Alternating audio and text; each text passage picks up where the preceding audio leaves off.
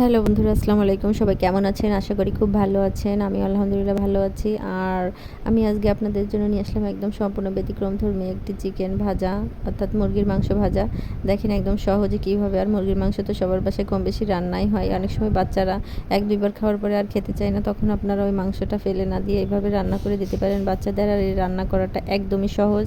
দেখেন যে আমি কিভাবে রান্না করলাম। সর্বপ্রথম পেঁয়াজ, রসুন আর একটু কাঁচামরিচ তেলে ভেজে নিয়েছি। নেওয়ার পরে ওর ভিতরে একটু নুন, একটু ধনিয়ার গুঁড়া, একটু জিরে গুঁড়া আর একটু হচ্ছে আপনার শুকনো মরিচের গুঁড়া আর দিয়ে সুন্দর করে এটাকে আমি ছোট ছোট করে প্রথমেই কেটে নিয়েছিলাম। নেওয়ার পরে সুন্দর করে ভেজে ভাজতে ভাজতে দেখবেন ওর কালারটা একদম চেঞ্জ হয়ে যায়, তখনই আপনারা এটা নামিয়ে নেবেন। আর এটা খেতে খুবই সুস্বাদু হয় আর সুন্দর একটা স্মেল বেরোবে, তখন বুঝবেন যে এটা কমপ্লিট রান্নাটা।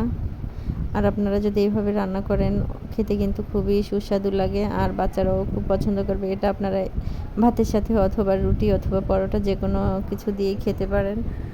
আর আমার ফোনে তেমন ভালো একটা ছবি আসে না, তারপরেও ট্রাই করলাম দেখানোর জন্য। আমার ভিডিওটা যদি আপনাদের ভালো লাগে, অবশ্যই লাইক কমেন্ট করে আমার পাশে থাকবেন।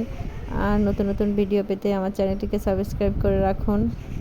আজ এই পর্যন্ত। অন্য কোনো ভিডিওতে অন্য কোনো কিছু নিয়ে আপনাদের সাথে দেখা হবে। বাই।